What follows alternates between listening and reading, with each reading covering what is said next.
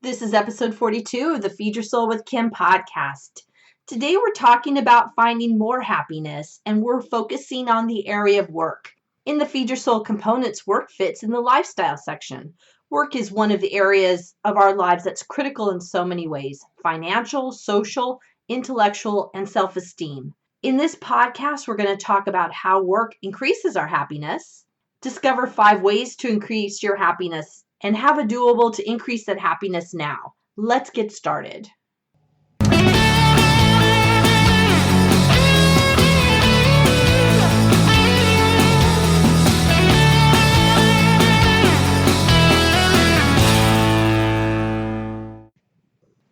Welcome to the Feed Your Soul with Kim podcast. I am Kim McLaughlin, your host. I am a psychotherapist, an entrepreneur, blogger, podcaster, and best-selling author. I help people when they're feeling frustrated, overwhelmed, and overloaded, and it shows up in overeating and over-dieting. And I help people move into that place of peace with food, but also peace with their lives. And today is a topic that we've been doing for a few months now, is we've been going over the book by Gretchen Rubin, The Happiness Project. So actually she says The Happiness Project, or Why I Spent a Year Trying to Sing in the Morning, Clean My Closets, Fight Right, Read Aristotle, and Generally Have More Fun. She talks in this book about monthly doables around certain themes, and I've really been enjoying starting in January sharing her topics each month. If you've read the book, these will resonate with you, but also if you haven't read the book, I think you're going to find a lot of ideas that are going to be super helpful for you to look at happiness in a whole new way and focus on happiness. If you want to go back to the episode in January on happiness, it is really good with kind of our starting primer on why happiness is important and why we need to increase happiness. But this month, in the month of March, we're talking about ideas she calls aim higher, connected to work. I think of work in our Feed Your Soul components. Remember, there are 6 Feed Your Soul components that we talk about on these podcasts. One is physical, then emotional, mental, lifestyle, mindfulness, and self-love. And these are all 6 components that are really key to our life. And when we look at work, work is in the area of lifestyle because it's connected to all these different areas that go into our life and kind of how we run our day.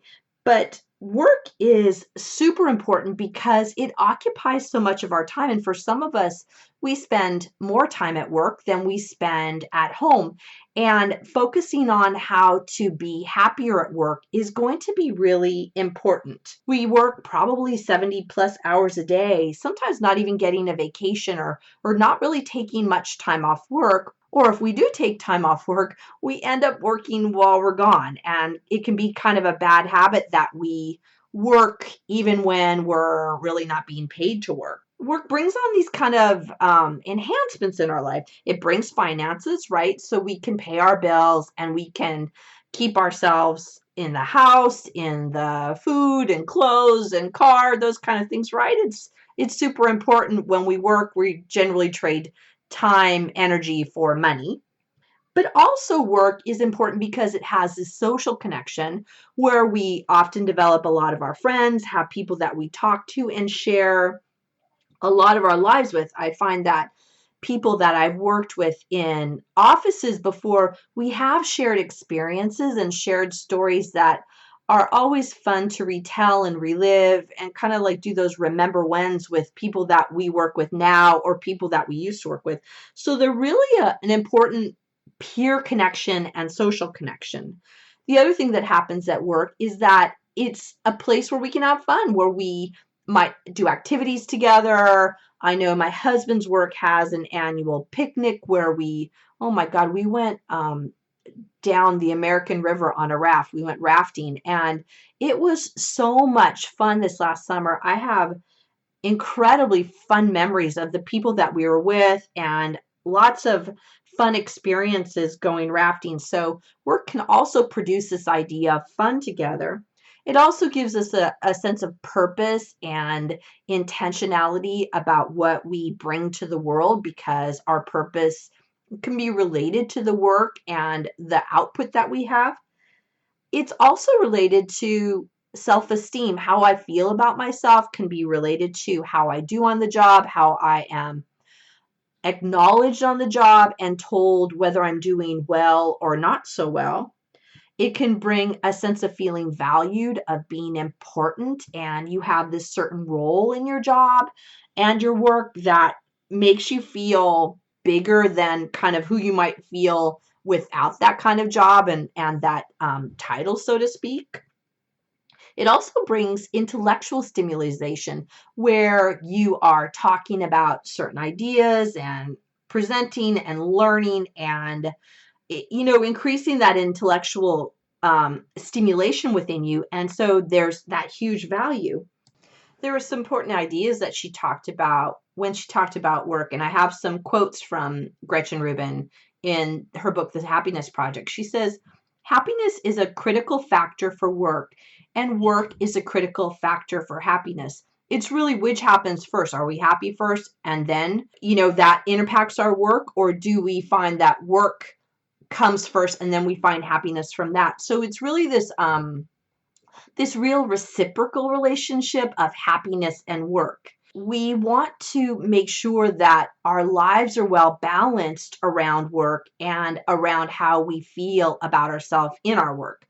One of the things I thought of when I thought or were contemplating what Gretchen was talking about work is, in terms of happiness, I remember years ago, I was working in out-of-home placement with severely emotionally disturbed kids in really high-level placement.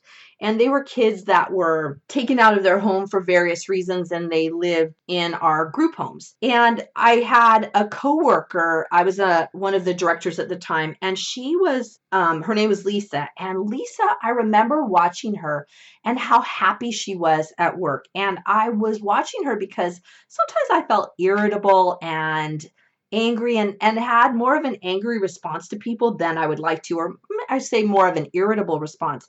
And Lisa was always, when somebody would, even when they would interview her while she was doing notes or something, she would stop what she was doing. She would look up at them and smile and say, "Hi, how can I help you?"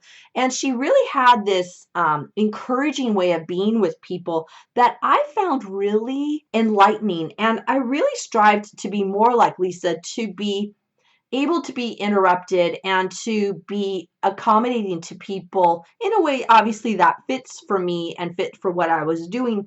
But she really showed me that she could be happy at work and content at work. And I really strived to bring that out in myself when I was at work. And if I felt irritable, that I would do something about it. And that was just an interesting story that came back to me about how I have focused on having that more happy presentation when I'm with people, most especially at work, because I think we can sometimes let go of that desire to be happy or that desire to be pleasant with others, because we might be irritated at some things that are happening around us, and that can happen at work. Hi everyone, this is Kim, and my book is out. Feed Your Soul, Nourish Your Life, a 6-step system to peace with food is live. I recommend you get it. It has all my 6 components of feeding your soul, as well as my own story. Pick it up now. You can find it on my website at feedyoursoulunlimited.com. Thanks. In talking about work, Gretchen talked about being at a job where she was being a lawyer or learning how to be a lawyer. And she liked a lot of the components of it, but there were some areas that were missing. And she decided to do something outside of her job and started a blog. What came out of it for me is that this was her first idea about how to basically work differently, is to look at what you do at work and then outside of work, and really to start challenging yourself that you do something out of your comfort zone. Either do something out of your comfort zone in your job or out of the job. And that's what I found interesting, is she challenged herself to do this blog. Actually, it ended up being The Happiness Project, which ended up being a New York Times bestseller. So it was a pretty interesting pivot from working in law. But what she found is that challenging herself to do something out of her comfort zone actually led her to this bigger sense of self, this new identity, and a really increased sense of self-esteem. What I want you to wonder is it doesn't always have to be something at the job that creates this opportunity for more happiness that can then impact the job. What she's talking about is that she had this opportunity to do this blog, and it actually helped her be more happy within her life, and work is included in that piece. When I think about that idea of going outside of my comfort zone and start doing something new, because we all need to be challenged and do something different, and it can be either in your business, in your work, or in your personal life, but then whatever you do affects all the other areas. And that's what I got out of what she was talking about. It's interesting that I started this podcast as an offshoot of my business, but I also started this podcast because I had something to say and I wanted to say it. And it felt like a podcast would be the best way to get that out. So I really stepped out of my comfort zone. Sometimes I have this comfort zone of wanting to be invisible and not be seen. And people laugh at me when I say that because I've been putting myself out there more and more to be visible and be seen. But having this idea of feeling uncomfortable being seen, having this podcast has actually forced me to get out of that comfort zone and to do the podcast each week. But also, when you have a podcast, you have to talk to people about the podcast. Hi, I'm Kim McLaughlin. Do you know I have a podcast?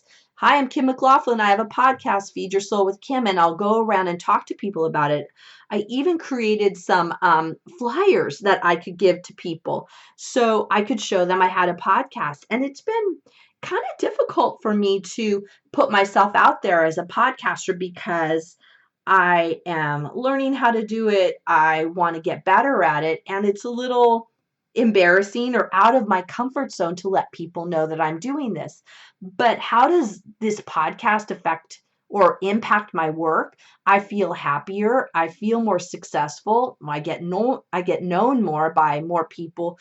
But it really has that idea of an increasing my self-esteem, and also it has helped me have a bigger impact on the world, which is really important to me and really valuable to me. So this first idea of how to aim higher in work is really about getting out of your comfort zone, either getting out of your comfort zone at the job, like maybe offering to do a project that is a little out of your area of expertise, to offer to go to a training, to offer to be a coach or a teacher at work, or do those things outside of work. And you'll find that this reciprocal relationship of stepping out of your comfort zone actually increases your happiness at work or at your business. The second area that Gretchen talks about in this area of finding happiness in March through aiming higher through your work is what she calls enjoy the fun of failure.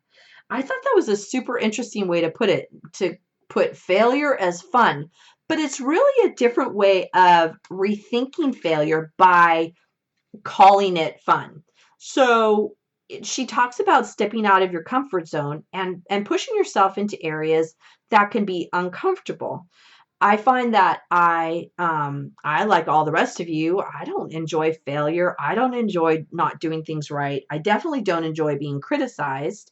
And what we know is that if we don't push ourselves into new areas, we're going to be stagnant, and we're going to just kind of lie flat and let that fear of failure stop us from moving forward. When she talks about the fun of failure, it's really about getting into that different mindset to experience failure as fun. It requires us to move into this place of moving beyond or outside of the fear of failure, which I find holds me back.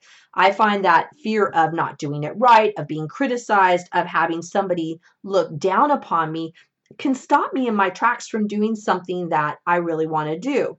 And, let's think back on my podcast. My podcast isn't perfect. It isn't perfect by any stretch of the imagination. And I had to move beyond that fear of failing and of being criticized or not doing it right, and really move into having this be fun. And if there is some criticism, then I can take it as a way of reimagining failure and calling it good and see it as a positive and see it as a way of encouragement. If I get some kind of feedback that I've done something not right, or it's not as good as it could be, or it's a failure, then I actually have more information that gives me some opportunities to move or pivot in a different way. I like this idea of looking at failure differently because it then can help us move forward and doing those things outside of our comfort zone. So the third way she talks about aiming higher is to ask for help. And I like that because when we ask for help, we can move off of failure. There might be somebody who does some criticism, but when we ask for help, we can actually get more eyes and ideas on a concept that can actually help us move forward. It's really that idea of standing better together, or standing linking arm in arm. And we're better when we're arm in arm with others because they help bring us up as we help bring them up. It requires us moving once again out of that comfort zone of asking for help and being and the fear of being seen. Those are all the areas I've talked about that are difficult for me, because when I have to ask for help, then I admit I don't know everything. I might be criticized, but the bigger win is that I can get help, I can get support. A lot of times I find asking for help really is more about getting that emotional support to help buoy me up. Even if they don't agree with everything that I'm doing, that if I ask for help, if I ask for feedback, I'm going to have somebody who's going to say, Kim, you did this really good. This was really great. I liked how that looked. You might want to consider doing this other thing a little differently. But I'm getting a lot of positive feedback that helps me emotionally feel like I can move forward. And sometimes just having an atta-girl or atta-boy can help move us all, help me move out of my comfort zone and into something that's a little bit more difficult, and help me not stop what I'm doing. Another thing you can do to aim higher in your work is to work smarter. Working smarter is something I've been doing a lot of lately. It's been me looking at how do I prioritize my time? How do I get into more efficiency? And really wondering, where is there a heck yes? And where is there a heck no? And I'm having to say more no to things that just don't fit for me anymore. And I think that is a lot about working smarter, is how can I get into a groove of doing the things that are mine to do, that are right for me? And at what point do I say no? And sometimes it's like saying no to myself. Saying no to myself in terms of maybe going on social media, or distracting myself in a certain way. That doesn't get me the efficiency of time. That then, if I'm more efficient with my time, I then have more time to play and do other things that I really want to do. So working smarter is a concept that I really resonate with. And I wonder if you were going to consider how you might work smarter. Would you engage more in prioritization, or saying heck yes to the yeses, or heck no to the nos, or engaging in more efficiency in terms of getting things done in a quicker manner so you can get on to other things? Often for me, that's when I work smarter, then I have more time for play and time in other activities. The last concept she talks about, that I think's another one that's really interesting, is enjoying the now and enjoying the things that are going on now. Often we think, well, I'll do this later. I'll get this done later. I'll be happy later. I'll be happy when I get to this end goal. We're really a society of having goals, and we want to do these things, but often the goals are huge or even really not attainable. And when we say, I'll be happy when I get there, actually we do set goals that are attainable. But when we say, I'll be happy when I get there, what happens is when we get there, is there's more to deal with about getting there, about feeling uncomfortable that you're there, or feeling that you didn't get there quick enough, or how am I going to sustain it? Coming back to the now can be really important to help in that way. I often talk about we need to be in the now to get to the tomorrows. We need to be comfortable with ourselves, comfortable with what's going on.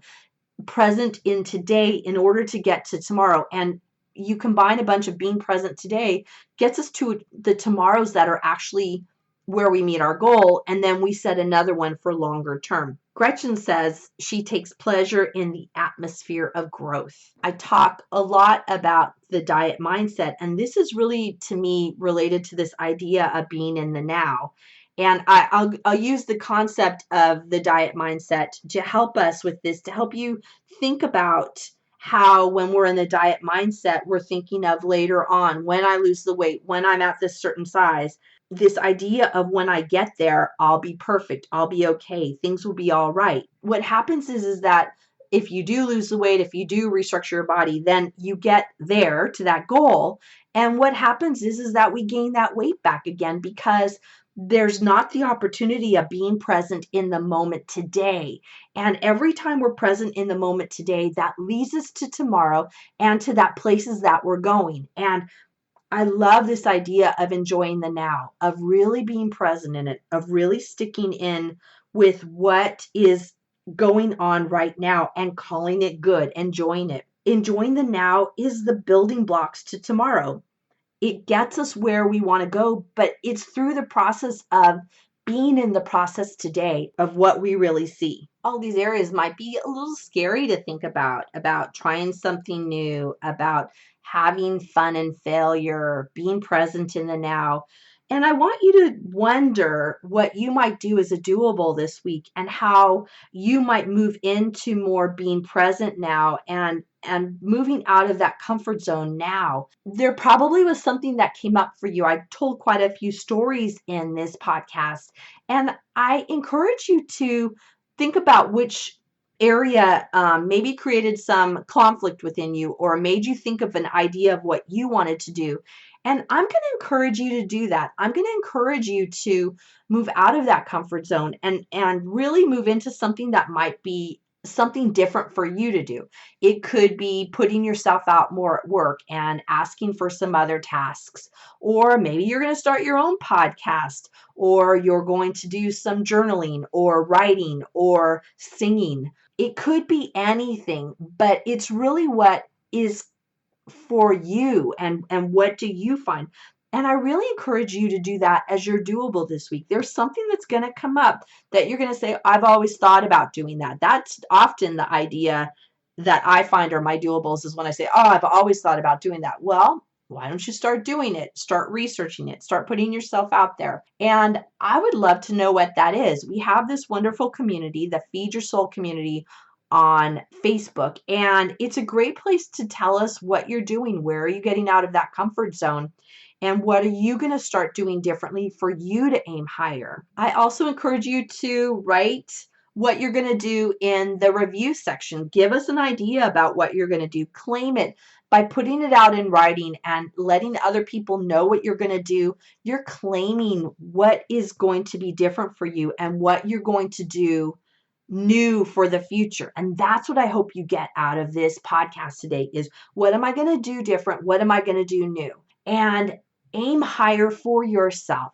As always, thank you for coming to this podcast. I love having you on our show and listening. Please do me a favor and write a review for this podcast. We become more findable and other people can get an idea about what to expect when they read reviews.